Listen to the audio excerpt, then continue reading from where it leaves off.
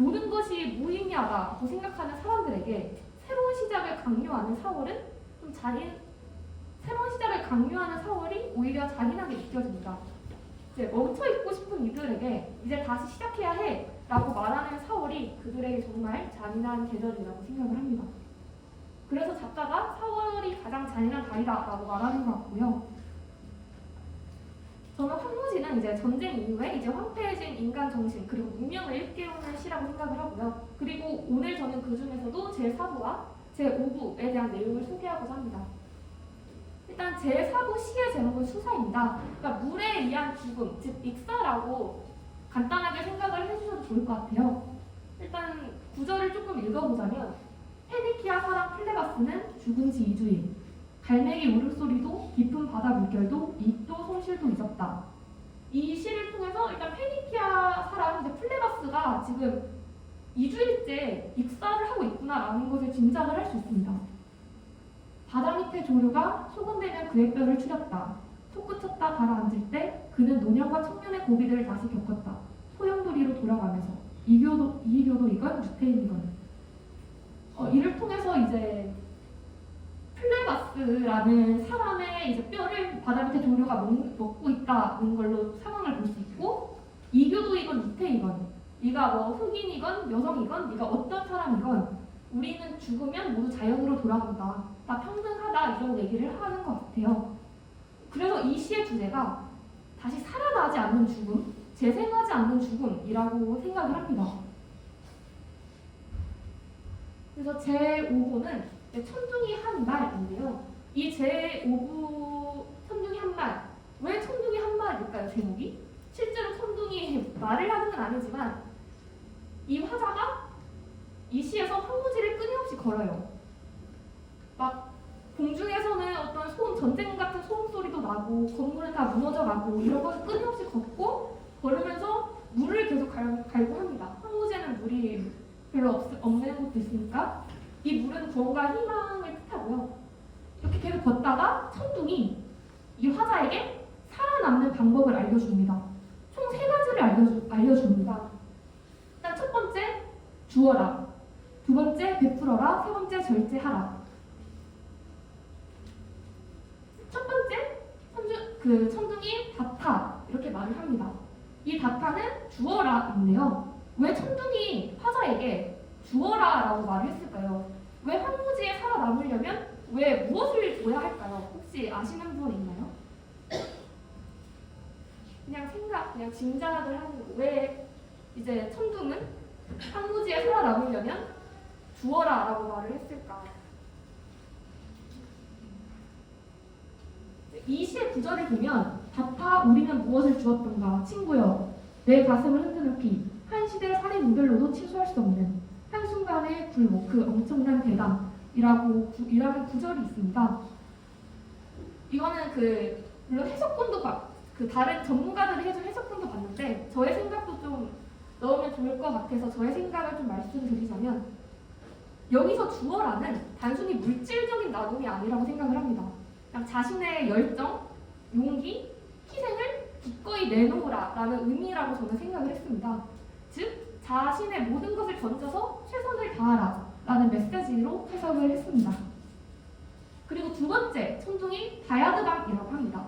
다야드방은 이제 자비를 베풀어라라고 라는 건데요. 이 구절이 있습니다. 나는 언젠가 문 앞에서 열쇠가 돌아가는 소리를 들었다. 단 한 번 돌아가는 소리. 각자 자기 단방에서 우리는 그 열쇠를 생각한다. 또 이 구절을 보면서 또 제 생각이 좀 많이 들었는데 사람은 누구나 자기만의 감옥에 갇혀 있다고 생각을 합니다. 이제 세상이나 현실은 개인이 겪은 경험과 가치관에 따라 다르게 보입니다. 그러니까 내가 어떤 경험을 했고 어떤 가치관이 있냐에 따라서 세상이나 이런 현실이 각자 다르게 보인다고 생각을 해요. 그래서 타인의 아픔을 우리는 쉽게 이해하지 못하는 것 같아요. 그래서 이 의미는 내가 모르는 상대방의 아픔을 함부로 판단하지 말라라는 뜻이라고 저는 생각을 했습니다. 그리고 다면타, 세 번째 마지막 가르침이죠. 다면타라고 말을 하는데요. 이것은 자제하라라는 뜻입니다. 그러니까 자제하라라도 되고 뭐 통제해라 이런 말로도 해석이 되는데요. 이 부분이 해석하기가 정말 어려웠던 것 같아요. 대체 뭘 자제하지 말아야 하지? 뭐 욕구, 뭐 욕망?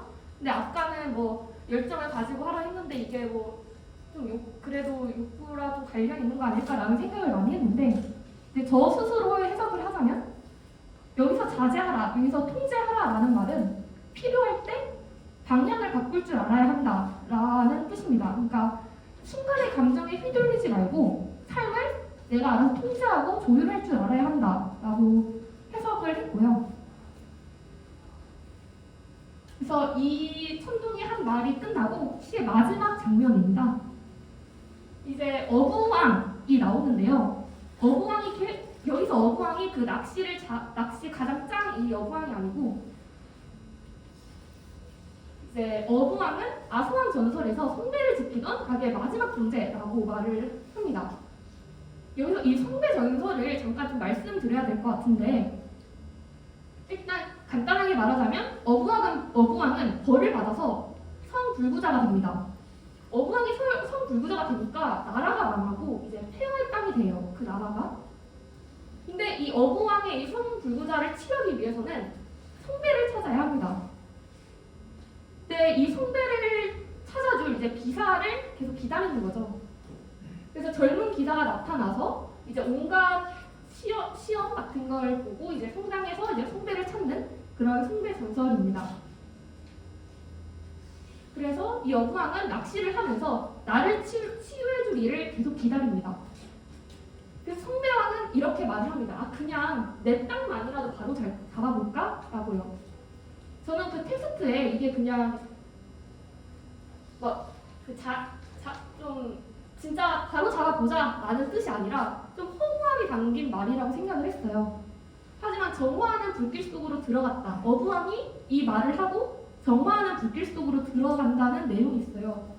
그래서 저는 이게 무슨 뜻일까 계속 생각을 해봤는데 정말 이제 기다리다가 이제 좀 뭐를 해보려는 게 아닐까라는 그냥 개인적인 생각을 했고 그래서 그는 정화하는 불길 속에 몸을 감추었다. 언제 나는 제기점이 될 것인가? 라는 구절이 있습니다.